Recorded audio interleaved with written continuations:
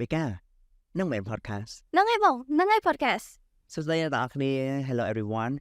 យ៉ាអញ្ចឹង episode នេះនាំមកជូនដោយ Kino Cambodia Company អញ្ចឹង Kino ថ្ងៃហ្នឹងគាត់ឧបត្ថម្ភដូចជាផលិតផល sunscreen ណោះ K recipe អញ្ចឹងអរគុណខ្លាំងមែនតើសម្រាប់ការជួយឧបត្ថម្ភនិងគាំទ្រកម្មវិធីយើងអញ្ចឹងថ្ងៃហ្នឹង Becca guest speaker យើងជាណាគេសួរខ្ញុំវិញអត់ទេដល់យើងឲ្យ guest speaker ណៃនំខ្លួនតែថ្ងៃនេះខ្ញុំស្គាល់ស៊ីនាងដោយសារគាត់ប្អូនខ្ញុំមួយឆ្នាំអើយខ្ញុំបងអត់ដល់ខ្ញុំហៅគេបងថ្ងៃនេះទៅវិញប្អូនមកអញ្ចឹងទៅចាស់មែនអូនឯងកាត់កៅហ្មងកាត់កើតកៅហ្មងកាត់កៅកាត់យ៉ាងម៉េច2003 Oh my god ខ្ញុំ2002ខ្លាំងមែនតើមិនចេះហើយយ៉ាបង98យ៉ាឥឡូវយើងនិយាយពី topic យើងវិញថ្ងៃហ្នឹងខ្ញុំអង្គុយយើងអាចខាញ់ចេះយើងអង្គុយឲ្យស្រួលយើងផឹកតែស៊ីត្រាវនិយាយទៅយើងសួរគាត់សិនឈ្មោះស្រីនាងអូនឯងរៀននៅណាហើយអូនឯងនៅណាមកពីណាវិញឬក៏ធ្វើការនៅកន្លែងណាដែរអញ្ចឹងណាយ៉ារៀបសួរហើយក៏សួស្តីអ្នកទាំងអស់គ្នានាងខ្ញុំឈ្មោះស្រីនាងរៀននៅសាកលវិទ្យាល័យអង្គរឆ្នាំនេះខ្ញុំរៀនឆ្នាំទី2ហើយនៅក្នុងជំនាញគណនេយ្យហើយសប្តាហ៍ខ្ញុំក៏ធ្វើការជាបុគ្គលិករបស់បណ្ណាល័យនៃសាកលវិទ្យាល័យអង្គរដែរ Wow librarian ចូលមានដែរមានដែរចូលអានសភៅមានសភៅណាដែល recommend ឲ្យទៅអ្នកទស្សនាដោយសារគាត់នៅមួយសភៅច្រើនណោះឡាលេគឺខ្ញុំអានសភៅច្រើនមែនតែប៉ុន្តែសភៅដែលខ្ញុំអានពេលហ្នឹងតាក់ទងនឹង Facebook Club ដែរគឺសភៅ Compound Effect ហើយសភៅមួយហ្នឹងតាំងចាប់ដើមអានមកមានអារម្មណ៍ថាស្រឡាញ់ខ្លាំងហើយពេលទាំងអស់គ្នាគួរតែអានដែរអញ្ចឹងអូនឯងជា member នៅក្នុង Facebook Club ត្រូវទេចាបង Wow អូខេគាត់ក៏តាមនឹងដែរអូខេសុំចំណងជើងឲ្យច្បាស់ម្ដងទៀតបែរនេះចំណងជើងគឺ The Compound Effect The Compound Effect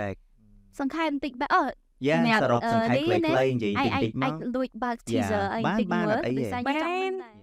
ចាបងសម្រាប់សភៅមួយហ្នឹងគឺគេបរៀននិយាយពីយុទ្ធសាស្ត្រនៃការគ្រប់គ្រងជីវិតរបស់យើងអញ្ចឹងទៅតាក់ទងនឹងការធ្វើកដៅជីវិតរបស់យើងការកែប្រែទម្លាប់របស់យើងអាកប្បកិរិយារបស់យើងហើយនឹងពីអាទម្លាប់តិចៗយើងគិតថាអត់សំខាន់ទេប៉ុន្តែវាពិតជាសំខាន់នៅក្នុងការធ្វើឲ្យជីវិតរបស់យើងប្រសើរឡើងហើយនឹងជោគជ័យគឺជា self help book ខ្ញុំក៏ជួយសភៅចឹងដែរប៉ុន្តែខ្ជិលអានជួយចែកគេនិយាយស្ដាប់អញ្ចឹងអូនឯងអាចស្ដាប់ audio book ទៅគេមាន audio ឥឡូវខ្ញុំកំពុង waiting for it to come waiting បើនៅខ្មែរអត់មានមែនno like នៅក្នុង IC book club យើងណាគឺគាត់នឹងមានតែគួរណា surprise គួរណាអញ្ចឹងសពតង់នេះអញ្ចឹង AC book club ហ្នឹងអូនឯងអាចជារៀបរាប់ទៀតតែអាហ្នឹងជាកម្មវិធីគេដែរនិយាយខ្លីៗណាសម្រាប់ AC book club ហ្នឹងគឺជាកម្មវិធីមួយដែលលើកកម្ពស់លើការអានចង់ឲ្យមានបង្កើនការអាននៅក្នុងសតវយុវវ័យយើងក៏ដូចជានៅក្នុងសហគមន៍ដែរជាពិសេសគឺពេលនេះយើងកំពុងតាធ្វើដំណើរដល់ខេត្តសៀមរាបហើយតិចទៀតទៅនៅមានក្នុងខេត្តបាត់ដំបងដែរចូលពេលចូលមានម្នាក់ដែរអ្នកដែលគាត់ចូលរួមដោយអូនឯងដែរអញ្ចឹងណា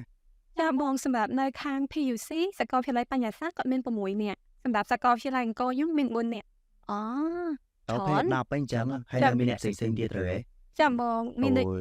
មែនតាជាដើមហ្នឹងហើយអាហ្នឹង online ឬក៏ទៅណាទៅនៃផ្ទាល់អីចឹងណាចាបង online class ប៉ុន្តែ feel like ថ្និចណាបងគឺមានភាពជិតស្និទ្ធហើយរៀនបានច្រើនមែនតើចូលទៅមានអារម្មណ៍ថាជួបស្គាល់អ្នកនេះច្រើនចាបងជួនកាលនៅ university មួយគ្នាក៏មិនប្រកាសថាស្គាល់គ្នាទាំងអស់ដែរយ៉ាងណាតែយើងទៅចឹងទៅតែយើងមកជួបគ្នាត្រូវចូលប្រធានបទថ្ងៃហ្នឹងគឺនិយាយពីអីដែរថ្ងៃហ្នឹងគឺយើងនិយាយពី cancel culture topic ហ្នឹងក៏អាចនិយាយថាឥឡូវនេះបងឯងច្រើនតែប្រាប់ខ្ញុំថាតែស្គាល់ច្រើននិយាយចឹងថាចឹងដូចថាយើងចាក់បដ ாய் គ្នាចឹងប៉ុន្តែ cancel culture ហ្នឹងបើឲ្យយំមិនដែរមែនតើមិនទៅបងតោះសម្រាប់បងគិតថាវាគឺជាវាថាទំនៀមពាក្យខ្មែរយើងហៅទំនៀមដូចមានរបស់អីមួយដែលកើតឡើងហើយមនុស្សភាគច្រើនតែងតែធ្វើតាមអាហ្នឹងប៉ុន្តែពាក្យ cancel culture ហ្នឹងគឺសំដៅទៅលើពាក្យថាការដែលយើងវាចោទប្រកាន់ទៅលើអ្នកណាម្នាក់ដែលគាត់អាចថាធ្វើខុសពិតឬក៏មិនពិតហើយយើងផ្ដោះផ្ដងហើយយើងផ្ដល់ជាសម្លេងមួយថាគាត់នឹងមិនគួរទទួលបាននៅពីភាពល្អអីចឹងទេគួរតែដូចថាឧទាហរណ៍មួយគាត់ជាគ្រូប៉ុន្តែលើពីអាចារ្យអារាមពិតមិនពិតយើងអត់ដឹងទេលើពីអាចារ្យអារាមថាគាត់នឹងវាយសិស្សគ្រូមិនឲ្យវាយសិស្សទេជនជាតិខ្មែរយើងឬក៏មនុស្សមួយចំនួនហ្នឹងក៏ចិត្តប្រើ Facebook ក្នុងការ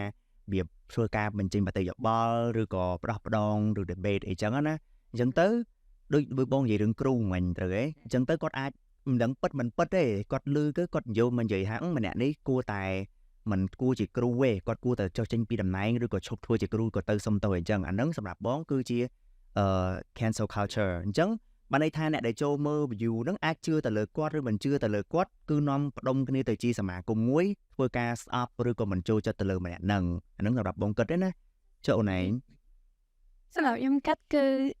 រឿងអស់ហ្នឹងភាគច្រើនកើតនៅក្នុងបណ្ដាញសង្គមយើងច្រើនមែនតើហើយពេលខ្លះទៅគាត់បានដឹងរឿងហ្នឹងឯងប៉ុន្តែគាត់ចូលមើល comment គាត់ឃើញគេ share បញ្ចេញមតិយោបល់អញ្ចឹងទៅគាត់ចេះតែតាមគេអញ្ចឹងទៅហើយដល់ពេលគាត់បានដឹងរឿងអញ្ចឹងអត់ដឹងថាជនរងគ្រោះហ្នឹងគាត់ខុសមែនអត់ដឹងមើលគាត់បានធ្វើអីអត់ទេអញ្ចឹងទៅវាធ្វើឲ្យប៉ះពាល់អារម្មណ៍ខ្លាំងមែនតើរហូតដល់អ្នកខ្លះគឺគាត់មានអារម្មណ៍ថាមានជំងឺផ្លូវចិត្តហ្មងគាត់បាត់បង់ខ្លួនឯងដោយសារតែ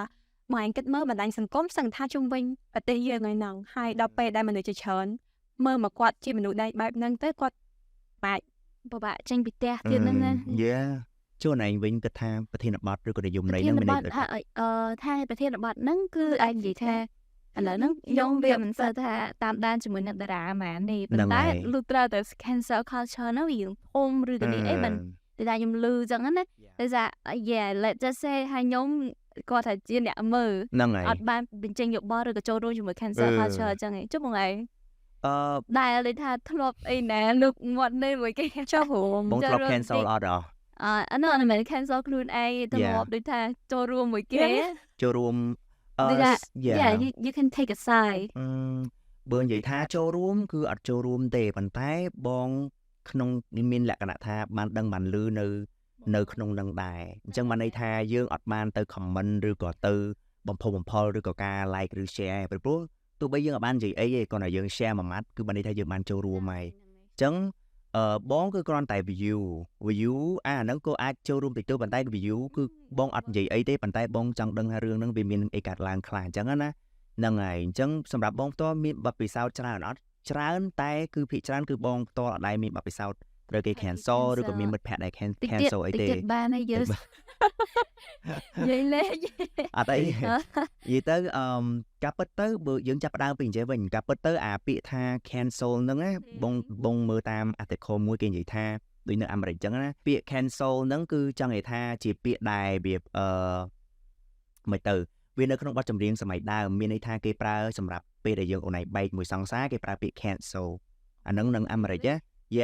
អញ្ចឹងពេលហ្នឹងគឺជាប្រវត្តិចាស់ពីដើមមកអញ្ចឹងគេថាជាប្រើពាក្យ cancel ប៉ុន្តែដល់ពេលគិតទៅតាអាពេលដែលទាំងថ្មីដែរទេពីបើច្បងចាំអត់ច្បាស់ដូចជា2019អីហ្នឹងចាប់ដើមផ្ទុះរឿងមាន cancel culture ហ្នឹងមកអញ្ចឹងណាអញ្ចឹងបើសិនជាអូនឯងវិញអូនឯងគិតថាមុនថ្ងៃដំបូងវាថាពេល the first time បងអូនឯងដែលដឹងថាចុះមានពាក្យ cancel culture ហ្នឹងតាមពាក្យថាព័ត៌មានឬក៏អីមួយពាក្យចាំរាមអីកាត់ឡើងដែលអូនឯងបានស្វែងយល់ពីអាហ្នឹងណាแบบអារឿងអស់ហ្នឹងហ្មងហើយនិយាយទៅបងដោយសារតាម៉ាយៈហ្នឹងហើយតាម៉ាយៈមុនក៏ដោយដែរព្រោះខ្ញុំអត់សូវគិតអារឿងអស់ហ្នឹងអញ្ចឹងណាបងហើយភាគតិចមែនតើខ្ញុំបានដឹងពីអារឿងដែលគេធ្វើបែបហ្នឹងអញ្ចឹងតែគ្រាន់ថាសម្រាប់ខ្ញុំហ្មងអារឿងទាំងអស់ហ្នឹងភាគតិចដែរខ្ញុំបានឮតតែល្បីខ្លាំងដូចបងអញ្ចឹងឯងដោយសារតាអញនិយាយមិនថាយើងអាច active នៅលើ social media ផងឬមួយក៏អាចនឹងខ្ញុំអត់សូវបានគិតគូររឿងអស់ហ្នឹងដែរអញ្ចឹងណាហ្មងពេលខ្លះអញ្ចឹងឃើញព័ត៌មានអញ្ចឹងពេលខ្លះអស់ចោលតែដល់ពេលឃើញគេ share ច្រើនហើយគេប្រើ hashtag អីចឹងទៅចាបងចាលើពីពួកម៉ាអីចឹងទៅបានចូលទៅមើលចឹងទៅចង់ដឹងព្រោះថាចង់ដឹងរកជីគុណរដាបាទដឹងគេថាយើងតំចេញមកពីព្រៃអូមានចឹងដែរថាប៉ុន្តែបើពេលឧទាហរណ៍ឲ្យយើងចូលរួមដល់ពេលគេចេញព័ត៌មានក្រោយមកទេថាមានចឹងណាមានអារម្មណ៍មិនវិញហ្នឹងអាហ្នឹងពេលខ្លះអ្នកខ្លះដូចបងនិយាយចឹងពាក្យចាមរាមិនប្រកាសថាជាពិតឬមិនពិតទេជួនកាលចូលរួមទៅខុសត្រូវ cancel culture ហ្នឹងក៏វាមានអត្តពលមួយដែលធ្វើឲ្យយើងអ្នកដែលគាត់ជាមនុស្សល្អឬក៏គាត់អាចបានធ្វើឲ្យខុសជួនកាលបាត់បង់គេឈ្មោះកិត្តិយសអស់ហើយហ្នឹងដូចជាពិសេសកើតឡើងច្រើនបំផុតគឺពួកតារាឬអ្នកដែលមានវាថាអត្តពលនៅក្នុងសង្គមអីចឹងទៅឬក៏ពាក្យដែលគេហៅថា influencer ឬក៏អ្នកដែលមាននៅក្នុងតំណែងខ្ពស់អីចឹងក៏មានភាពប៉ះពាល់ដែរដោយសារគាត់ជាមនុស្សរបស់សង្គមគឺគាត់គឺមានគេមើលឃើញច្រើនអញ្ចឹងណាហ្នឹងហើយតែបើក្នុងបងហ្នឹងបងមានសំណួរចុះបើសិនជាក្នុងសាលារៀនតើអាចមាន cancel culture ចូលទៅក្នុងនឹងដែរអត់សម្រាប់កំណត់អូនឯង ខ្ញុំគិតថាអាចនឹងមាន មាន ដោយសារតែពេលខ្លះទៅអាចនឹងគាត់ម្នាក់ឧទាហរណ៍ខ្ញុំស្អប់បងបន្ទាប់មកទៅយើងព្យាយាមរកចំណុចដែលគេអត់ល្អហ្នឹងណាដើម្បីទៅ bully គេហើយព្យាយាមទៅនិយាយប្រាប់អ្នកនោះ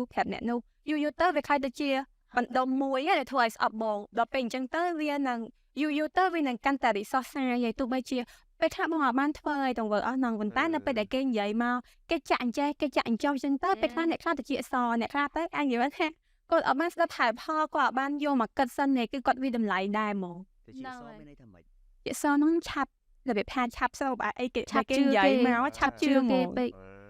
អាចថាអញ្ចឹងដែរហើយមិនធំតែប៉ុណ្ណឹងអា cancel culture ហ្នឹងវា cause ទៅជាអីគេឲ្យបពុនៅក្នុងថ្នាក់ហ្នឹងមានអារម្មណ៍ចូលរៀនទៅអត់សុបាយទេ cancel culture បើនិយាយចឹងនៅកន្លែងទៅគេក៏ទៅជានេះដែរត្រូវទេយើងអាចនិយាយថាហ្នឹង cancel culture ដែរ និយាយខ្លីៗទៅវាមិនមែនកាត់ឡើងតែអ្នកល្បីទេត្រូវទេអ្វីដែលអូនឯងគិតចឹងណា ខ្ញុំដំបូងខ្ញុំគិតថាតាតារាទេដែលគេ cancel គេអត់ទៅពេលយើងនិយាយបកមកថ្នាក់រៀនឡើងទៅកាប់ the same thing គាត់ថាអ្នកដែលទទួលរងផលប៉ះពាល់ហ្នឹងអាចតែក្រុមចំនួនតូចហ្នឹងហើយប៉ុន្តែក៏នៅតែមានអា cancel culture នៅក្នុងហ្នឹងដែរចូលដូចបេកាអូនឯងនិយាយរឿងតែស្កដំបូងហ្នឹងអាហ្នឹងមានន័យថាម៉េចទៅតែស្កដែលខ្ញុំនិយាយហ្នឹងគេថាយើងបង្កើតបពួកថាទៅតាមគ្នាដូចតែជាសចឹងអ្នកណាគេដែលយើងគិតថានេះត្រូវចឹងយើងចេះទៅតាមខុសក៏មិនដឹងដែរ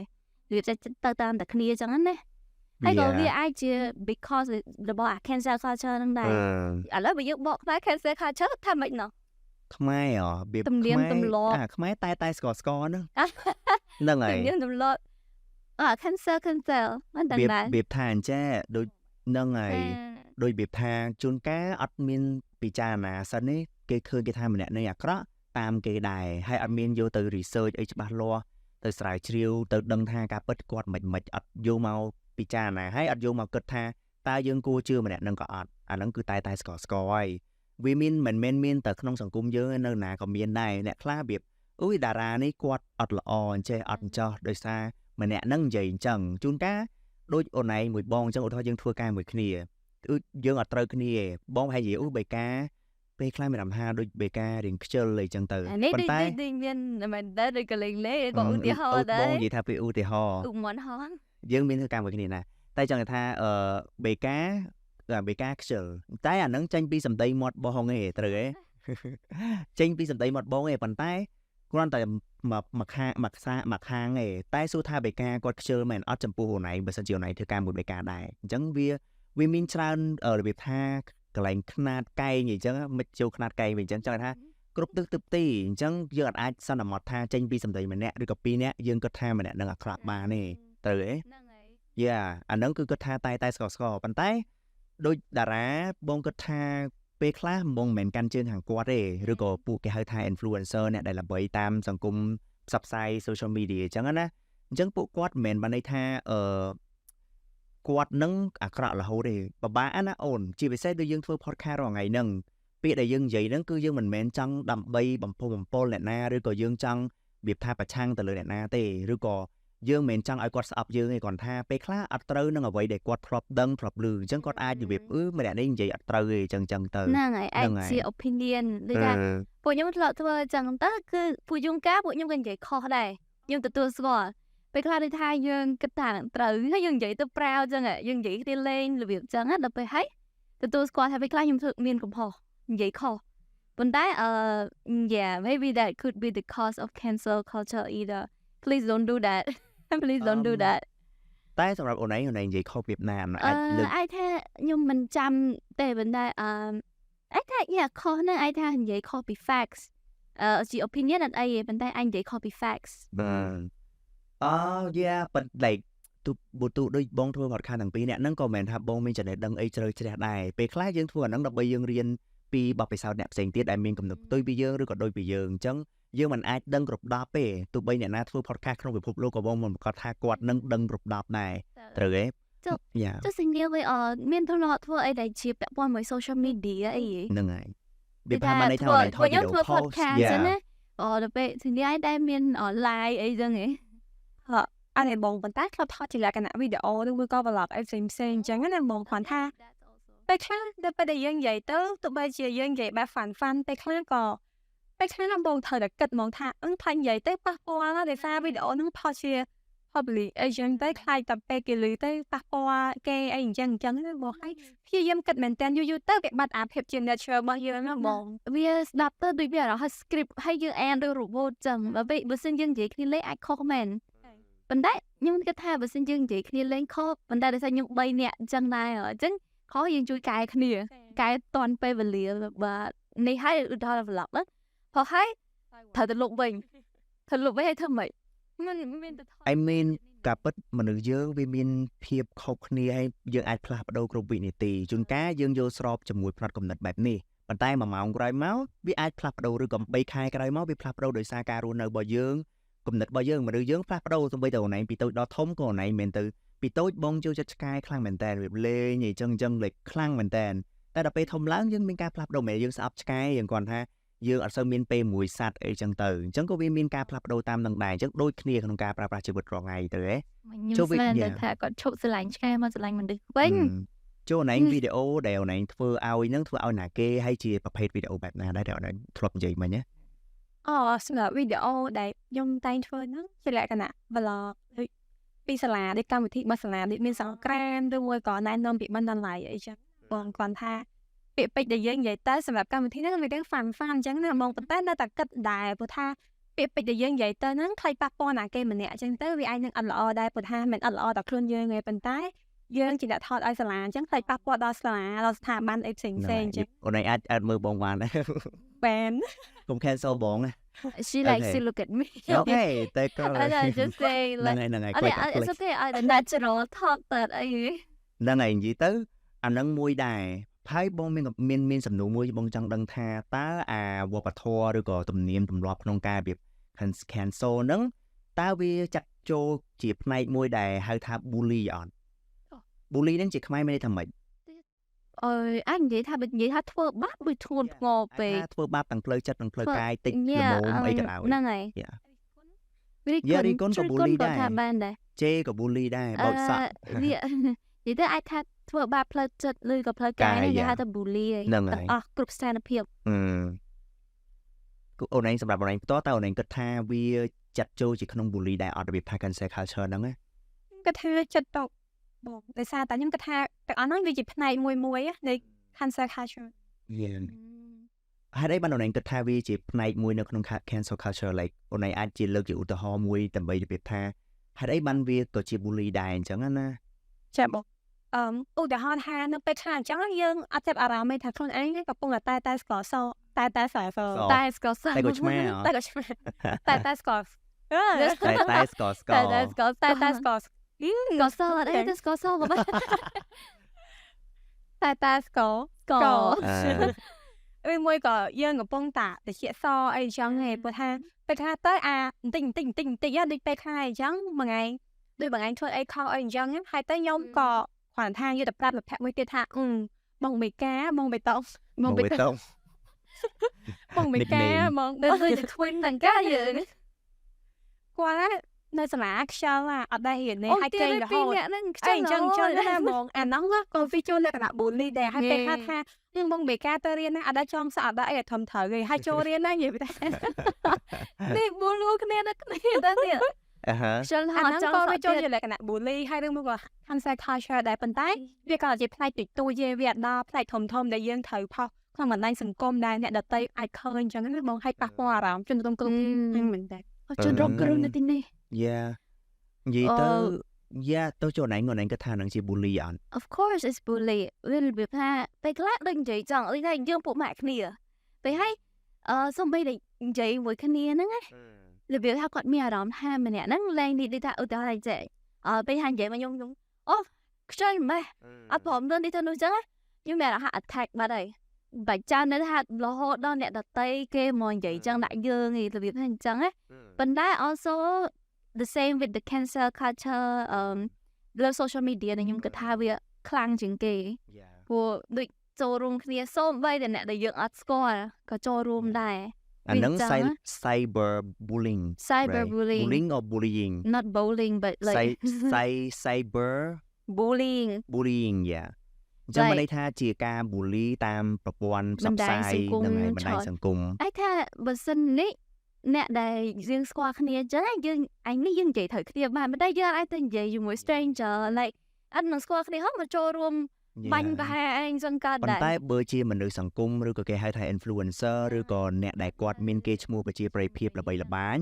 បើតាមសង្គម Facebook តើយើងផុសយើងត្រូវតែត្រៀមខ្លួននៅក្នុងហ្នឹងហើយព្រោះព្រោះបើយើងអនុញ្ញាតឲ្យគេ like account public account គឺអូនឯងត្រូវដឹងថាមនុស្សផ្សេងមាន comment មានអីលុះត្រាអូនឯង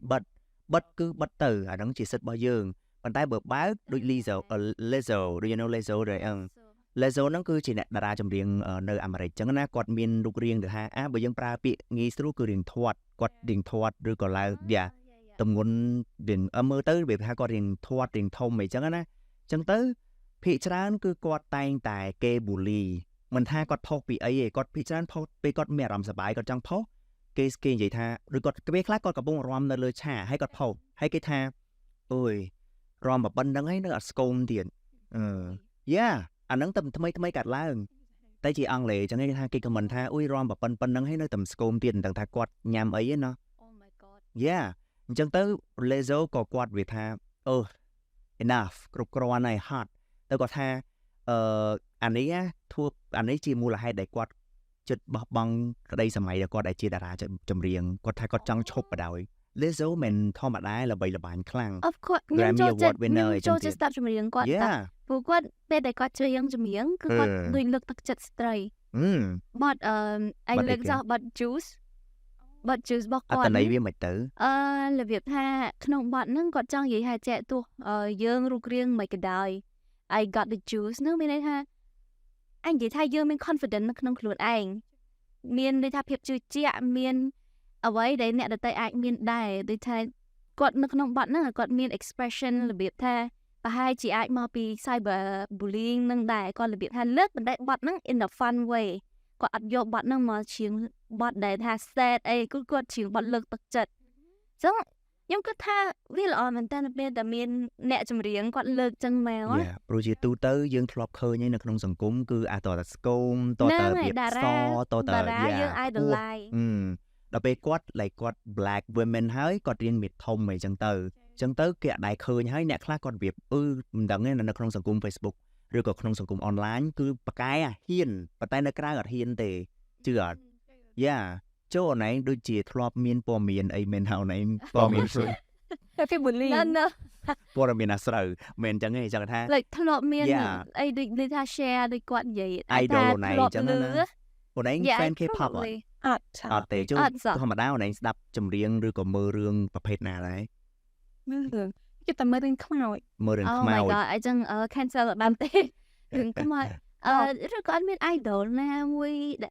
នេះទេភាគច្រើនគឺ celebrity ច្រើននៅអ្នកតារាចម្រៀងហ្នឹងហើយអញ្ចឹងអូនឯងមានណាគេដែលអូនឯងស្គាល់ថ្ងៃនេះភាគច្រើនខ្ញុំគិតមើលបងស៊ិនយូប៊ីនហើយខ្ញុំមានអារម្មណ៍ថាគាត់ធ្វើដើម្បីខ្មែរឡើងច្រើនហើយគាត់លះបង់ច្រើនមែនតើគាត់លះបង់ស្ទើរតែ50ខ្លួនឯងហ្មងដើម្បីប្រទេសជាតិហើយខ្ញុំឃើញមានតែគេ comment bully អីចឹងណាបងហើយនិយាយរំទៅអូយបងពេលដែលអានទៅបើសិនជាខ្ញុំជាគាត់ទៅខ្លះបាក់ទួយកស៊ីនយូប៊ីនហ្នឹងអូនឯងអាចជួយណែនាំគាត់ជាតារាចម្រៀងឬតារាសម្ដែងអីចឹងណាចាបងអានេះតាមខ្ញុំដឹងកញ្ញាស៊ីនយូប៊ីនហ្នឹងគាត់ជាតារាសម្ដែងមួយដែលភាគច្រើនហ្នឹងគាត់សម្ដែងរឿងឲ្យបោះទូរទស្សន៍ PNN ជួយដែលអូនឯងដឹងហ្នឹងគាត់ bully រឿងអីគេដែររឿងនៅពេលដែលគាត់ចូលរួមកម្មវិធីរបស់អន្តរជាតិខ្ញុំភ្លេចបាត់ហើយថា Cannes Festival ឬឯងតែហ្នឹងគាត់ពាក់រ៉ូបស្អាតហ្នឹងហើយខ្ញុំនិយាយហ្នឹងគាត់តាក់ទងពីអីដោយសារតែអារ៉ូដែលឈុតដែលគាត់ពាក់ហ្នឹងគឺជាងខាងថៃគេអ្នកធ្វើអញ្ចឹងណាប៉ុន្តែគាត់បានលើកមូលហេតុដែរថាហេតុអីបានត្រូវការឲ្យជាងគេធ្វើឲ្យដោយសារពេលហ្នឹងយើងចាប់ SEA Games ហើយគឺហាងទាំងអស់សុទ្ធតែ level ជាមួយ SEA Games ចាហើយពេលហ្នឹងគាត់លើក high power លើកអីមកទាំងអស់ហើយប៉ុន្តែនៅតែមានអ្នកគេ comment ថាឈុតអស់ហ្នឹងមិនក៏មិនឲ្យកូនខ្មែរឆ្ងាយអីចឹងណាបងហ្នឹងហើយខ្ញុំក៏ស្គាល់គាត់តើរឿងថាហ្នឹងដែរ interesting បើបងវិញ like ពីតូចបង K-pop អីចឹងបងរឹងលឺដែរចឹងណាភាគច្រើនអូនឯងដឹងហើយនៅក្នុងសង្គមកូរ៉េអានេះក៏បងអត់ដឹងថា 100% ព្រោះបងមិនមែនជាជនជាតិកូរ៉េទេប៉ុន្តែបងបានដឹងឮតាមគេដែរថានៅក្នុងសង្គមកូរ៉េភាគច្រើនរឿងលក្ខណៈ cancel culture ហ្នឹងក៏រៀង very sensitive ចឹងមកន័យថានៅក្នុងសង្គមកូរ៉េមិញក៏សង្គមវា Korean នេះណា សង្គមកូរ៉េហ្នឹងចង់ថាមិនមែនយើងបន្តកូរ៉េគាត់ថាពេលខ្លះរៀងដូចថាមនុស្សស្រីឬមនុស្សប្រុសឬក៏តារាអញ្ចឹងគឺគាត់ទៅតែល្អគ្រប់10វាថាគាត់គួរតែវាប្រឹងប្រែងក្នុងការច្រៀងអត់ពាក់សិចស៊ីនេះពេកទេហើយអត់មានទៅផឹកអត់មានទៅដេតមួយណាគេអញ្ចឹងណាអញ្ចឹងភាគច្រើនគាត់តែគាត់លក្ខណៈថាជួមនុស្សយើងធម្មតាមិនថាជាតារាតែយើងដល់អាយុប៉ុណ្ណាមួយ18ឡើងអីចឹងយើងមានសិទ្ធិហើយក្នុងការវាថាមានសង្សារមានអីចឹងតែអាហ្នឹងគឺជាលក្ខខណ្ឌរបស់គាត់ប៉ុន្តែពេលខ្លះ bully យកបណ្ដោយអូនឯងស្គាល់ Sully FX Sully ហ្នឹងគឺជាសមាជិកមួយនៅក្នុងក្រុមឈ្មោះថា SX ជាតារាគាត់ committed suicide ដោយសារតែការ bully តាម online ហើយម្នាក់ហ្នឹងយំក្នុង line ក្នុងន័យទាំងទៀតប៉ុន្តែគេតែងតែ bully ម្នាក់ហ្នឹងថាតាំងរូបរាងអូយធាត់ម៉េះអូយហេតុអីមិនចេញពីក្រុមហេតុអីមិនចេញពីក្រុមតការមួយប្រុសអ្នកមានអីចឹងមែនអាហ្នឹងដែលបងដឹងច្បាស់តិចអីចឹងណា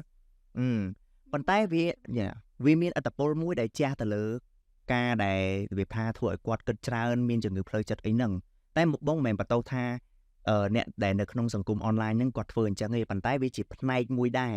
ធម្មតាអូនតារាមិនក៏គាត់ជាមនុស្សដែរត្រូវទេអញ្ចឹងហើយទោះបីជាគាត់ comment ពិតក៏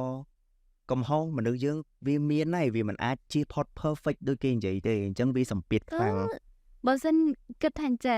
គាត់និយាយត្រូវថាពេលយើងដល់អាយុមួយយើងនឹងត្រូវរកដៃគូជីវិតរបៀបថា boyfriend girlfriend ឬក៏ប្តីប្រពន្ធពួកគាត់មិនមែនក្មេងៗណាគាត់25ឡើងហ្នឹងណាគឺដល់អាយុហ្នឹងហើយពេលហើយយើងនៅចង់ឲ្យគាត់ហ្នឹង single មួយជីវិតគឺថាគិតថាអញ្ចឹងដល់អញ្ចឹងទៅមិនមែនជាកំហុសគាត់ទេនិយាយឲ្យចំទៅមិនមែនជាកំហុសគាត់ទេគាត់ក៏ដូចថាអញ្ចឹងជាមនុស្សដែរគាត់មានសិទ្ធិរើផ្លូវជីវិតដែលគាត់ចង់ដើរប៉ុន្តែតែពេលទៅយើងនឹងដូច play a part ក្នុងជីវិតគាត់ដោយសារគាត់like ថាធ្វើ business ជាមួយនឹង social media ជាមួយនឹងទាំងអស់អញ្ចឹងណាអញ្ចឹងគាត់ក៏មិនអាចដូចខាំងខ្លួនឯងដែរប៉ុន្តែគឺជាជំរឿសរបស់គាត់ចូលនៅខ្មែរអញ្ចឹងអូនឯងដែលដឹងថាមានការ cancel culture លើព្រឹត្តិការណ៍ណាមួយឬក៏លើណាម្នាក់ដែលអូនឯងអាចដឹងចាំថាល្បីខ្លាំងអញ្ចឹងណាដែលនៅខ្មែរវាច្រើនកាត់ឡើងនៅក្នុងសង្គម Facebook ត្រូវទេinfluencer អញ្ចឹងណារឿងអ្នកលក់លេរឿងអ្នកលក់លេអីគេរឿងហ្នឹងមិនខ្ញុំមិនដឹងច្បាស់ទេតែមែនលើចាបង្ករឿងនឹងតាមបណ្ដាញសង្គមឲ្យយើងទៅមើលម្នាក់ម្ដងម្នាក់នេះយើងមើលទៅមើលមកខ្ញុំភ្លេចទាំងឈ្មោះទៀតហ្នឹងដោយសារខ្ញុំមិនមែនអ្នកតាមដានទេប៉ុន្តែយើងនៅតែលឺ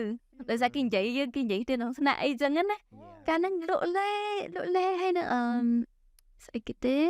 ពីច្រើនសិតតែរឿងរៀងផ្ទៃក្នុងហើយគេយកមកហែកគេគ្នាអាហ្នឹងក៏អាចថាបង្កទៅជា cancel culture ហ្នឹងដែរបង្កអីអាហ្នឹងគឺបង្ករឿងតែម្ដងពេលខ្លះក្នុងនាមជាពាក្យថា public figure យើងត្រូវដឹងខ្លួនដែរព្រោះយើងគេស្គាល់ច្រើនអញ្ចឹងការប្រើប្រាស់ពាក្យសម្ដីដោយសារខ្ញុំចង់ធ្វើជាខ្លួនខ្ញុំខ្លួនខ្ញុំមិនក៏ដោយប៉ុន្តែខ្លួនខ្ញុំត្រូវតែនិយាយតាក់ទងជាមួយខ្ញុំកុំនិយាយតាក់ទងអ្នកផ្សេងព្រោះយើងមិនមែនជាអ្នកផ្សេងទេអញ្ចឹងភាគច្រើនកើតឡើងដោយសារតែម្នាក់នឹងនិយាយពីចំណុចណាមួយដែលមិនល្អរបស់អ្នកផ្សេងអញ្ចឹងណាហ្នឹងហើយអញ្ចឹងវាធ្វើអូនឯងដែរដឹងអត់នៅបរទេសជាពិសេសនៅអាមេរិកដូចពួក beauty community អីចឹងណាអូនឯងស្គាល់តែដូចជាណាគេខ្លះ like YouTuber អញ្ចឹងណាអូនឯងស្គាល់ណាពេលច្រើនខ្ញុំមើលប៉ុន្តែអត់សូវចាប់អារម្មណ៍ខ្លាំងទេសង្ឃថាផ្សេងឈ្មោះទៀតហ្នឹងមានទាំងប្រុសមានទាំងស្រីត្រូវឯអ្នកដែល beauty community វាថាយើងបាច់បញ្ចេញឈ្មោះក៏បានដែរទូបញ្ចេញក៏គេដឹងដែរតែចង់ថាពេលខ្លះអត់តាក់ទងម្នាក់ហ្នឹងទេតែម្នាក់ហ្នឹងមកឈឺឆ្អើចូលទៅក្នុងនឹងដែរហើយបង្កើតជា business ឬក៏បង្កើតជាភាពល្បីល្បាញបានលុយចេញពីហ្នឹងទៀត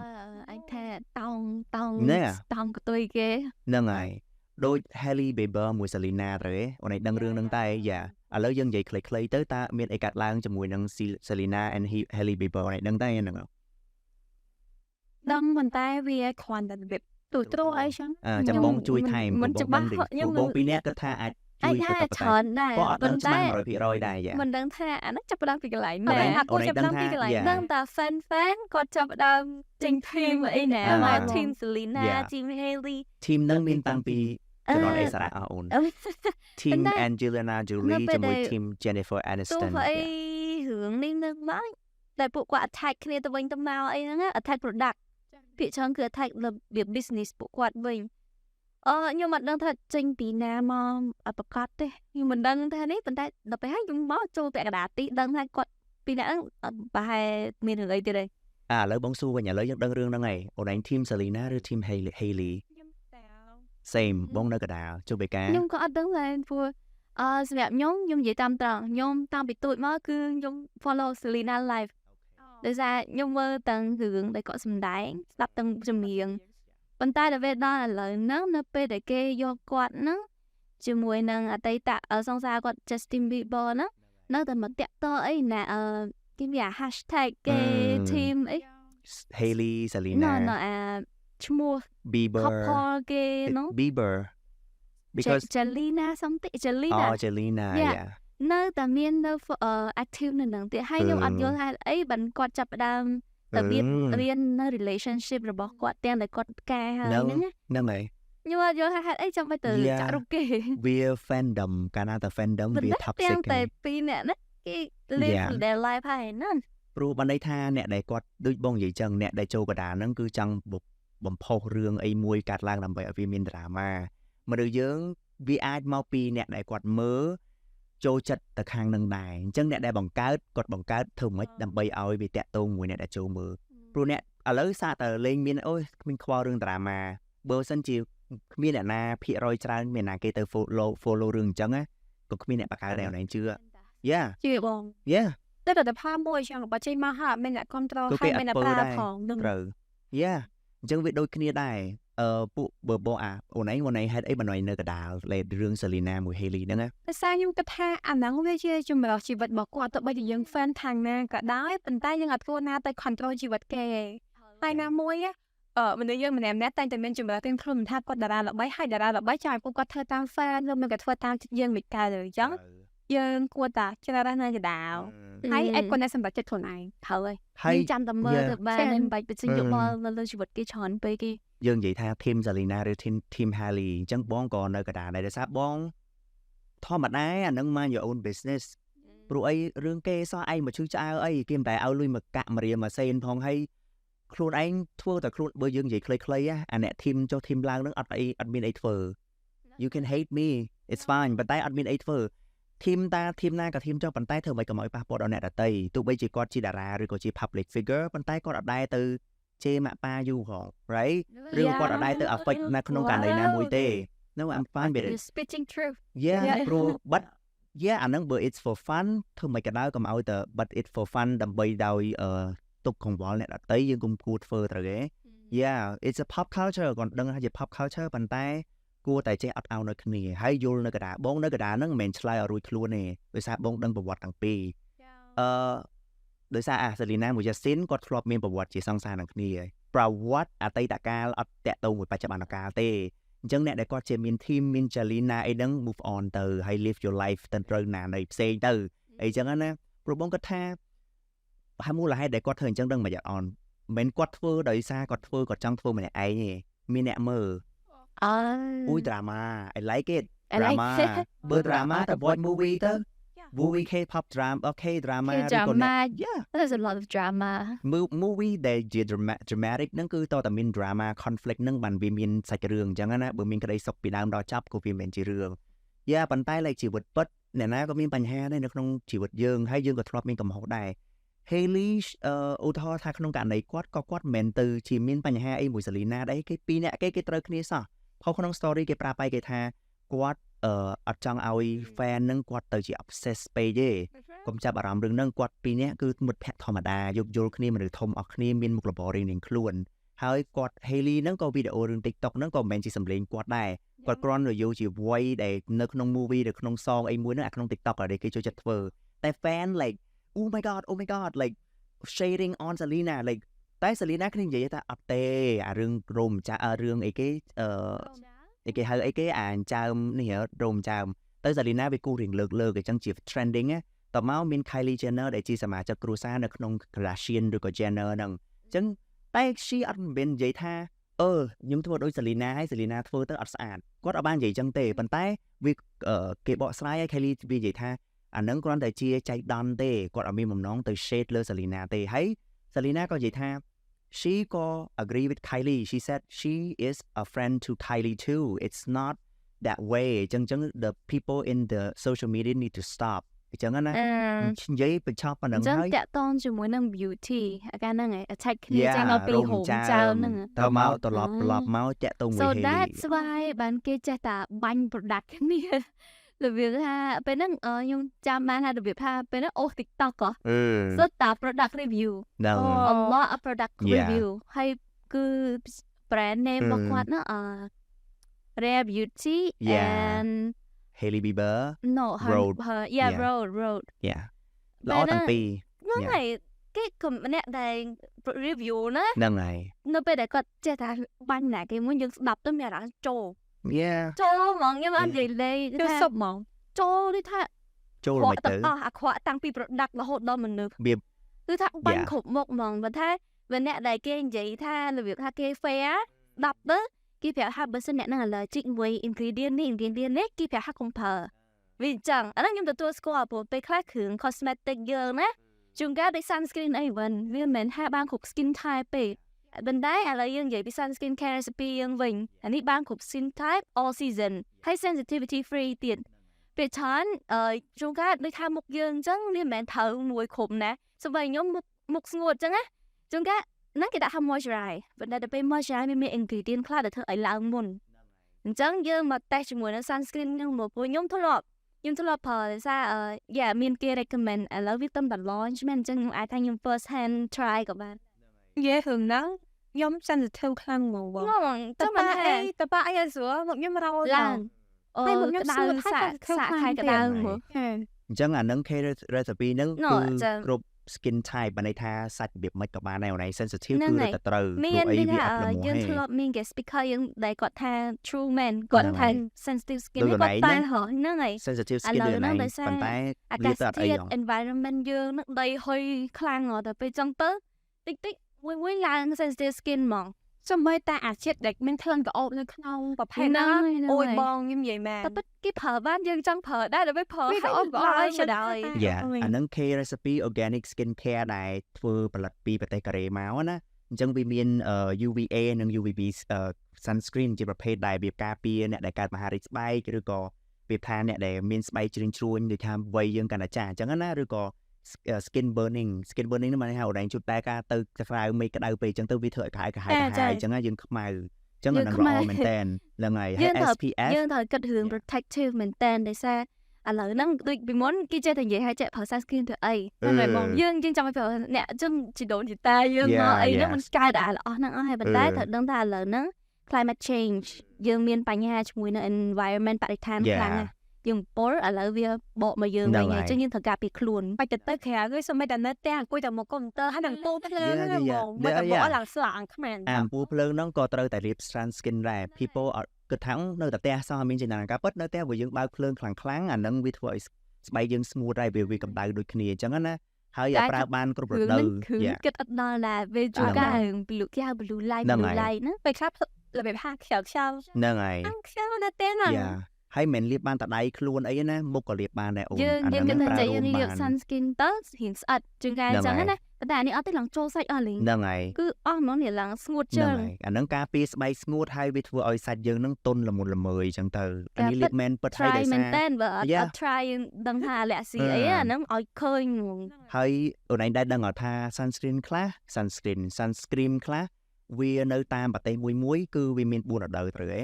រងារដូវក្តៅអីចឹងទៅវាត្រូវប្រើតាមប្រភេទនឹងវាអាចទាំងអស់ទេតែអានេះគឺបានទាំង4រដូវអញ្ចឹងអត់ចាំបាច់ទៅទិញប្របែកអស់លុយច្រើនទេហ្នឹងហើយមួយទៀតហ្នឹងគឺវាថាអ្នកដែលគាត់វាអានេះគឺមហារីកស្បែកហ្នឹងទាំងប្រុសទាំងស្រីវាមានហើយតែអូនឯងអត់លាបយូរទៅយើងមិនដឹងអាហ្នឹងអត់ដឹងទេទៅតាមនេះដែរហើយឥឡូវយើងបកទៅនឹងរឿងនេះវិញយើងK beauty K recipe ឯណាយើងនិយាយរឿង beauty product និង review អាហ្នឹងក៏ជា play a big part ដែរព្រោះនៅពេលខ្លះ celebrity គាត់នៅពេលគាត់ល្បីហើយគាត់ launch ជារបៀប business គាត់មានថា krem ទឹកអប់ឬក៏អីចឹងណាដល់ពេលហើយគាត់ក៏របៀបថាអាចនិយាយថា product ទាំងអស់ហ្នឹងគាត់ល្បីហើយប៉ុន្តែអ្នកដែល review influencer ដែលគាត់ review ហ្នឹងគឺ play a big part នៅក្នុង success របស់ business ហ្នឹងព្រោះដូចថា true យកជួនកាលផលិតផលយើងចង់ត្រាយប៉ុន្តែវាតម្លៃទៅវារៀងនេះអញ្ចឹងយើងគិតថាត្រូវដឹងថាហ្នឹងទិញមកប្រើទៅអត់អីអត់យើងចង់ដឹងថាមានអ្នកតេស្តមុនណាអញ្ចឹងខ្ញុំគិតថាជាទំនៀមទម្លាប់របៀប influencer ហ្នឹងណាវាក៏ល្អដែរដូចថាគាត់យើងថាជួយសម្រាប់ចិត្តអីយើងក៏បានដែរថាគួរទិញឬមិនទិញនិយាយទៅអាហ្នឹងក៏វាជាផ្នែកមួយក្នុង cancel culture ដែរព្រោះពេលខ្លះអាហ្នឹងគ្រាន់តែជា influencer ម្នាក់ដែលគាត់ review រឿងរបស់ហ្នឹងឯងអញ្ចឹងជួនកាលអាហ្នឹងគ្រាន់តែជាប្រភេទស្បែករបស់គាត់ឬក៏គ្រាន់តែជាគំនិតរបស់គាត់ផ្ទាល់អារម្មណ៍គាត់ផ្ទាល់តែអ្នកផ្សេងទៀតអាចប្រើទៅត្រូវក៏ថាបានដែរអញ្ចឹងអាហ្នឹងក៏ជា part of cancel culture អ្នកខ្លះទៅជាសទៀតហើយinfluencer ហ្នឹងលៀបអត់ត្រូវផងអញ្ចឹងខ្ញុំលៀបអត់ត្រូវឯងមិនទេតែអត់ explain ថាខ្លួនឯងណា skin type មិនប្រើហ្នឹងគាត់អាឡែស៊ីមួយអីអញ្ចឹងមិនយើងអាចកាន់មាន influencer ដែលដូចថាគាត់និយាយឲ្យត្រង់ហើយកាន់តែច្រើនបានល្អហើយ influencer ហ្នឹងក៏អាច twist ពាក្យគាត់បានដែរគាត់ដូចថាមួបកាច់អីចឹងទៅ sale ក៏ drop ចឹងទៅណាយើងនិយាយថា affect ដល់អ្នកដែល own business នឹងដូចគ្នាប៉ុន្តែក៏មានអ្នកខ្លះបែបថាចូលចិត្ត influencer នឹងពេកហើយមកគ្រប់គ្រងផលិតផលនឹងពេកទិញមកឲ្យខ្លួនឯងវាអត់ត្រូវមួយហ្នឹងហ្នឹងហើយដោយសារយើងគ្រប់គ្រងហើយយើងគិតថាហ្នឹងវាល្អសម្រាប់គេយើងក៏ល្អសម្រាប់យើងដែរឲ្យតែ Blackpink ប្រើអញប្រើដែរឲ្យតែ Blackpink ពាក់កើតអញពាក់កើតដែរទិញខ្ញុំអូធម្មតាទិញតែមានទូ Blackpink me too មានអារម្មណ៍ថាយើងទិញទៅយើងមាន be a part of that អញ្ចឹងណាអាហ្នឹងក៏ល្អដែរឲ្យតែយើងវាថាមានលុយគ្រប់គ្រាន់តែទិញពេលឲ្យញ៉ាំឲ្យឡើងចាំនំហ្នឹងណាទុកនឹងផ្ទះសុំតោះទិញមកតម្លៃមិនមែនទេតែទុកតាំងដាក់ទូកញ្ចក់ទៀតដាក់ឥឡូវពង20ថាតិចទៅវិញហួតតលេនេះទិញសឹកកំងមកហ្នឹងហើយការពិតថាភាគច្រើនមិនមែនមានតែមនុស្សទេតារាអីទេក្រុមហ៊ុនក៏ត្រូវការវាទទួលរងផលប៉ះពាល់ជាមួយនឹង cancel culture ដែរតែមិនមែនកាន់ជើងក្រុមហ៊ុននឹងថាគាត់បិទជាល្អឬមិនល្អឯពេលខ្លះដូចបងធ្លាប់ឮព័ត៌មានយើងប្រចាំនិយាយឈ្មោះក្រុមហ៊ុនណាគឺក្រុមហ៊ុនខាងសម្លៀកបំពាក់អញ្ចឹងណាគឺគាត់មានសម្លៀកបំពាក់តាមរដូវអញ្ចឹងទៅសម្លៀកបំពាក់គាត់នឹងអាវនឹងមានរូបរបៀបថាអាវនឹងមានរបៀបរូបកូនក្មេងជាស្បែកខ្មៅប៉ុន្តែលក្ខណៈ message នឹងនិយាយមានពាក្យ monkey នៅក្នុងហ្នឹងអញ្ចឹងវា sensitive មែនតើព្រោះអីជនជាស្បែកខ្មៅគាត់មានប្រវត្តិច្រើនអីចឹងណាហើយពាក្យ monkey អីចឹងជាមួយកូនក្មេងអញ្ចឹងវាអាចទាស់ទង្គិចឬក៏រឿងអ្នកថ្មីហ្នឹង Pride Month LGBTQA+ community ហ្នឹងគឺវាថាគេគិតថាអាវឬលូកផលិតផលផ្សេងៗឲ្យតែមាន logo ឬក៏ design art តាក់ទងជាមួយនឹងអីគេអន្តនូអីចឹងដើម្បីតំណាងតែម៉ែឪខ្លះគាត់មានអារម្មណ៍ថាអត់កៅទេទៅគាត់មានអារម្មណ៍ថាចង់តែធ្វើមិនដើម្បីឲ្យវាល្បីកូនក្មេងអត់មានដឹងខ្យល់អីចឹងណាវាថាมันគួរ influence ទៅលើកូនក្មេងលៀកពាក់អីចឹងទេអញ្ចឹងសម្រាប់អូនឯងគិតមិនតែវាថាគ្រាន់តែអាវហ្នឹងមានរូបអន្តនូគ្រាន់តែអាវវាអាចជួយវាប្រម៉ូទរឿងពួកដែលគាត់ជា LGBTQA+ ហ្នឹងឯងគាត់ថាបើសម្រាប់អូនឯងផ្ទាល់តើអាចប៉ះពាល់ដល់អូនឯងផ្ទាល់អត់បើសិនជាអូនឯងទិញអាវហ្នឹងឲ្យកូនអូនឯងអញ្ចឹងណាឧទាហរណ៍ខ្ញុំគិតថាបើសិនជារឿងហ្នឹងវាគឺជារឿងដែលត្រឹមត្រូវណាហេតុអីបានយើងអត់ហ៊ានឲ្យកូនរបស់យើងជួយចែករំលែកយើងដោយសារតែរឿងទាំងអស់ហ្នឹងស្ដេចគេទទួលស្គាល់ក្នុងពិភពលោកហើយក៏មិនមែនថាគេចេះតែស្គាល់តាមគ្នាឬមួយក៏មានបាក់ពួកដែរប៉ុន្តែរឿងហ្នឹងវាជារឿងត្រឹមត្រូវហើយគេទទួលស្គាល់ទាំងអស់គ្នាទៀតហើយគ្រាន់តែយើងជាក្នុងម្នាក់រួមចំណែកដើម្បីឲ្យអានឹងដំណើរការដើម្បីឲ្យគេបានដឹងហើយទទួលស្គាល់ហ្នឹងហេតុអីបានយើងអត់ទិញឲ្យកូនយើងពាក់ប៉ុន្តែបងនិយាយអញ្ចឹងក៏វាជាប្រភេទលក្ខណៈថាអ្នកខ្លះគាត់ត្រូវអាវបានគឺគាត់អត់ពាក់អីគឺគាត់គិតថានៅពេលដែលគាត់ពាក់ទៅពេលខ្លះទៅខ្លាចមកក្រុមទៀតដែលគេអត់ត្រូវជាមួយអាហ្នឹងណាដល់ពេលដែលគេឃើញហើយគឺគេប្រកាន់មែនតែនហ្មងដល់ពេលដែលគេប្រកាន់ទៅគាត់ខ្លាចគេវាយប្រហារគេខ្លាចស្អប់កូនគាត់អាងកូនគាត់អីចឹងហើយខ្លាចកូនគាត់ហ្នឹងរបៀបលក្ខណៈថាហ្នឹងហើយបងចាដែរនិយាយត្រូវបើសិនឧទាហរណ៍ថាយើងទិញអាវហ្នឹងមានន័យថាអចេតនាចឹងណាគឺថាអាវអន្តនូវាអន្តនូយកមកឲ្យកូនយើងពាក់ជួនកាលដោយសារខាងវែងពេកLGBTQA+ community ដែលបងនិយាយហ្នឹងគាត់មាន highlight symbol របស់គាត់ហ្នឹងគឺជា rainbow ពណ៌ rainbow ដើម្បីពណ៌ rainbow ហ្នឹងគឺថាគាត់ជា a part of ហ្នឹងអញ្ចឹងបើសិនដូចថាអ្នកខ្លះគេគិតថាបើសិនយើងពាក់អាវពណ៌ rainbow ហ្នឹងមានថាយើង declare ខ្លួនឯងថានៅក្នុងនឹងដែរតែគាត់មិនស្អប់ទេប៉ុន្តែមិនមែនថាគាត់ជាLGBT A plus I'm sorry វារៀង long តិចខ្ញុំអត់ចាំហ្នឹងហើយទៅពេលចឹងគាត់អាចថាច្រឡំ identity គាត់ដែរហ្នឹងហើយវាថាអាហ្នឹងកំពុងគ្រាន់តែវាជាព័ត៌មានមួយដែលល្បីឥឡូវហ្នឹងណាវាថាគេក៏ cancel company ហ្នឹងទៅដោយសារគ្រាន់តែលក់ផលិតផលអីចឹងដើម្បីវាអាចមានការប្រម៉ូទតាក់ទងមួយ price man ហ្នឹងផងវាអាចតាក់ទងមួយវាថា business ដែលគាត់ run marketing របស់គាត់ចឹងទៅតែគាត់វាថាត្រូវ cancel ដោយសារអញ្ចឹងក៏មានដែរហើយមាន company ច្រើនណាស់ដូចយើងនិយាយរឿង Hailey Bieber ហ្នឹងជាងការអត់មានតែតាក់ទងផលិតផល skin care របស់គាត់ផងទាញយកចូលតតបានដែលតាំង skin care របស់គាត់ក៏មិនអន់អីដែរមានគុណភាពល្អអីធម្មតាអញ្ចឹងណានឹងក៏វាប៉ះពាល់ដែរតែការស្លៀកពាក់ដោយសារយើងរៀង conservative យើងរៀងស្លៀកពាក់ដែលសុភាពរំទន់ពេលយើងទៅលេងសមុទ្រយើងស្លៀកពាក់តែហែទឹកជួនកាលឥឡូវហ្នឹងយើងវាមិនដែលទៅពាក់ខោកបយអាវដៃវែងខកចូលទឹកណាត្រូវសូម្បីតែយើងទៅ swimming pool អីចឹងយើងគេឲ្យពាក់គេឲ្យពាក់វែងចូលលេគេឲ្យយើងពាក់ swim suit ហើយ swim suit ហ្នឹងទៀតក៏អាចថាមានរបៀបរៀងបិទបាំងនេះថារៀងកតាំងអីចឹងណាប៉ុន្តែវាអត់ស្រួលសាទេ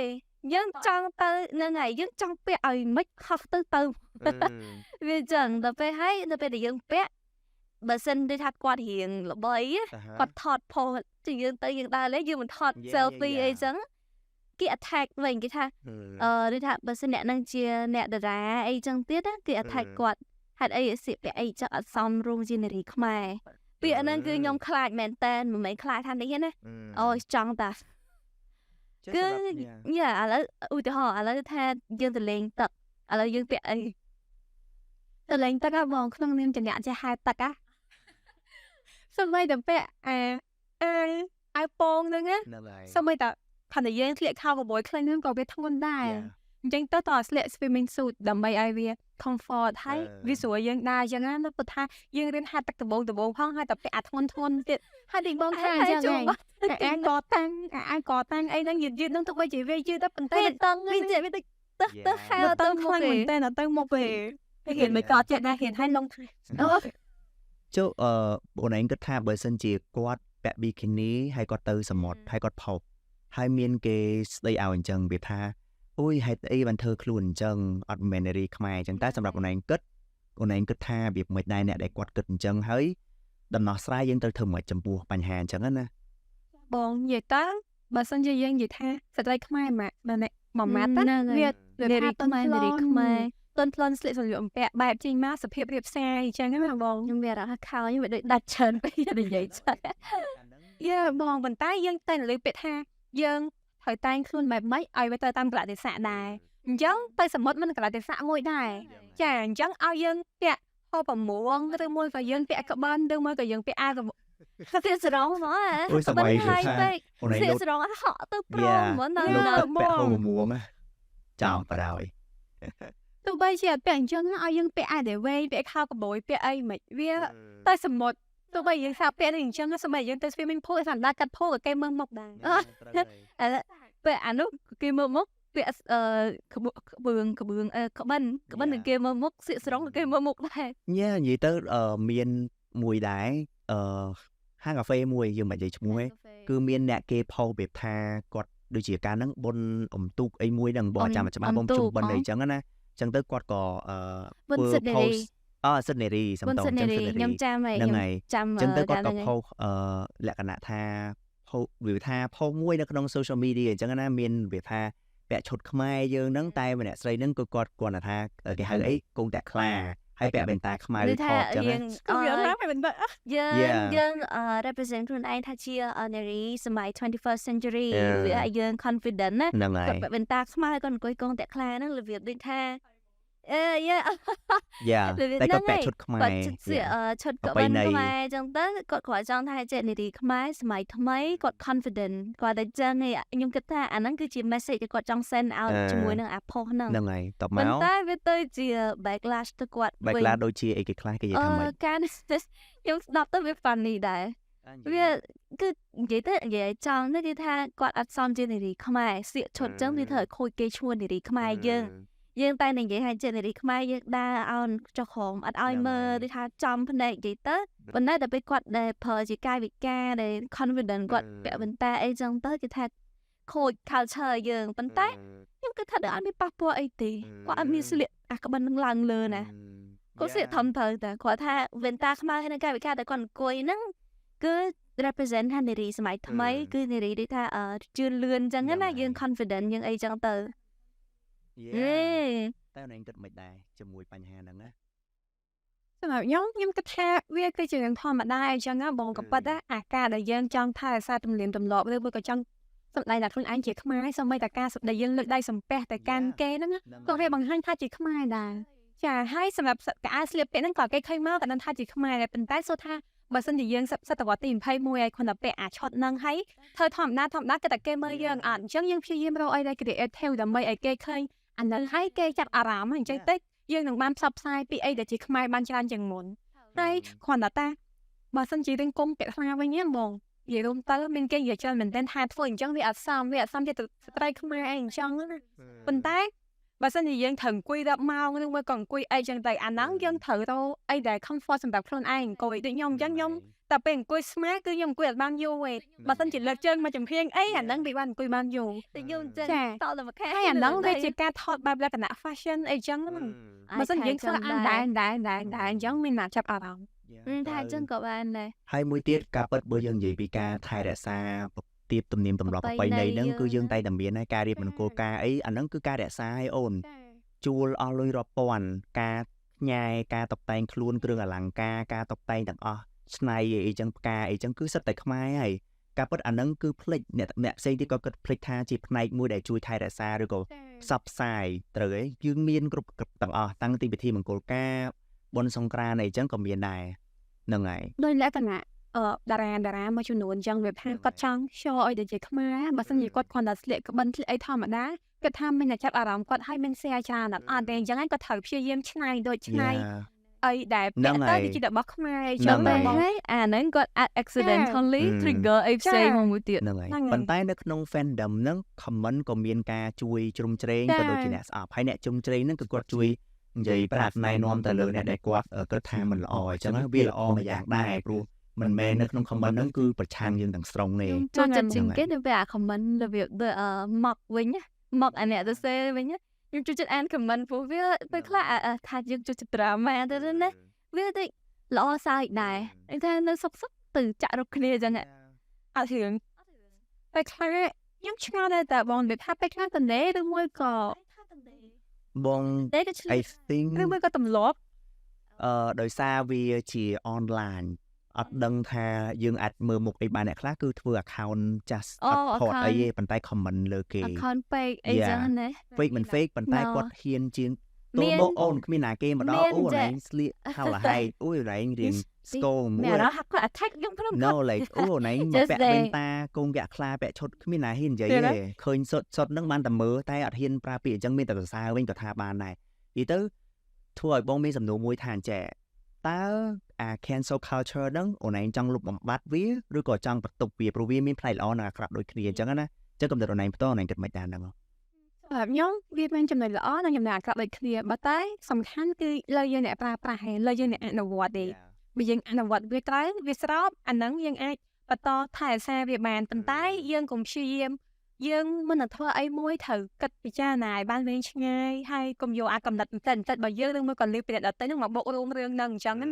ហើយសម្រាប់វប្បធម៌មួយហ្នឹងខ្ញុំគិតថាវាមានទាំងល្អវាមានទាំងអាក្រក់អញ្ចឹងយើងព្យាយាមឲ្យវាមានគុណសម្បត្តិឲ្យច្រើនជាងគុណវិបត្តិI think ពាក្យដែលគាត់និយាយហ្នឹងគឺ sum up ពីអាហ្នឹងទាំងអស់ហ្មងណាដូចថាដូចគាត់និយាយច្រើននិយាយដែររឿងតិចសគឺអាហ្នឹងពិបាកមែនតើថាតែយើងតិចសពេកទៅតាមគេហើយជួនកាលត្រូវគេបោកហ្នឹងក៏ទៅសារអញ្ចឹងដែរជឿគេពេក I think cancel culture បងនៅឃើញពីខ្មែរគឺអីគេការលាតត្រដាងការលាតត្រដាងណាគេម្នាក់ឬក៏សង្គមឬក៏ជាក្រុមឬក៏ក្រុមហ៊ុនអីចឹងទៅអង្គការអីណាមួយអញ្ចឹងមកន័យថាការលាតត្រដាងហ្នឹងគួរធ្វើម៉េចឲ្យយើងសិក្សាពីហ្នឹងឲ្យច្បាស់លាស់សិនមុននឹងយើងលាតត្រដាងអាហ្នឹងចេញមកបើយើងអត់តន់ដឹងច្បាស់ទេយើងយកមកទៅលាតត្រដាងអាហ្នឹងគ្រាន់តែជាគំនិតមួយឯគេអាចប្តឹងខ្លួនឯងបានទៀតប្តឹងផ្ដាល់ហ្នឹងបិទបរិហាគេអាហ្នឹងពិតហើយទី2បងគាត់ថាมันអាចលុបបំបាត់ទេព្រោះវាមានផ្នែកល្អមួយត្រង់ថាពេលខ្លះចំណុចខ្លះយើងគួរតែ raise voice ឲ្យលាតត្រដាងវាឲ្យគេដឹងគេឮដើម្បីធ្វើការពិចារណាកែប្រែហ្នឹងកុំឲ្យវាកាត់ឡើងមិនយកមកទុក tục hơi dương ọt qua ọt khoai gọt lò đài thời ai thay ở ca châu rùm nó bị thay lực hưởng nâng chân tức cái khỏi của ai được make the same mistake again and again ta dựng đăng learn by history chẳng hạn đấy chừng ngày nên consultation cancel culture nâng ngày chân muốn dương mình chọc cảm thi bao dương nâng dương chẳng ao cái speaker có biệt tha đó bị bịch sầm đầy ấy chẳng chui đó tôi sẽ cái chỗ nàyกับปุงสลับหรือตัวสนาจังนะ clear คลำว่ามันไปเจงช่องเฉินได้นั่ง clear คลำกว่า ที่ระบาดบ่ยืงเนี่ย ពេលសម្ដីរបស់អ្នកទាំងអស់គ្នាឬមួយក៏ការកាត់របស់អ្នកទាំងអស់គ្នានឹងជាប្រយោជន៍របស់អ្នកជុំវិញខ្លួនប៉ុន្តែវាក៏គឺជាគុណវិបត្តិដ៏ធ្ងន់ពេលខ្លះទៅយើងអាចនឹងបំផ្លាញនរណាម្នាក់ដោយសារតែពាក្យសម្ដីរបស់យើងដូចគ្នាអូយគឺថាពាក្យមានន័យមែនសុំពាក្យមានន័យឥឡូវបានមែនខ្លឹមតែម្ដងអញ្ចឹងមុននឹងបញ្ចប់យើងសូមឧបត្ថម្ភយើងសូមធ្វើការរៀបថាអរគុណដល់អ្នកដែលគាត់ sponsor គឺ Keynote Cambodia Company អញ្ចឹងជាមួយនឹង K Recipe ហ្នឹងគឺជា sunscreen ដែលប្រើបានគ្រប់រដូវគ្រប់ប្រភេទស្បែកមិនថាស្បែក sensitive មិនក៏ដោយគឺអាចការពារបានហើយវាមាន UVA UVB ដែលជាប្រភេទ sunscreen ឬក៏ជាប្រព័ន្ធវាថាការពារកុំឲ្យមានមហារីកស្បែកឬក៏មានភាពវាថាក្តៅសាច់អីចឹងណាអញ្ចឹងអាចប្រើបានហើយណាមួយទៀតជា sunscreen ដែលផលិតចេញពីប្រទេសកូរ៉េហើយអាចលាទាំងមុខក៏ដូចជាខ្លួនបានហ្នឹងហើយបាទអញ្ចឹងមានតែប៉ុណ្្នឹងទេយើងទាំង3នាក់អរគុណ guest speaker ហ្នឹងហើយនឹង guest speaker មែនតើគាត់ share នេះមែនតើដោយសារអាចថាគាត់ familiar ជាមួយនឹង cancel culture និង media ខ្លាំងណាស់ដែរអញ្ចឹងថ្ងៃហ្នឹងគឺយើងបញ្ចប់ត្រឹមនេះ see you next episode bye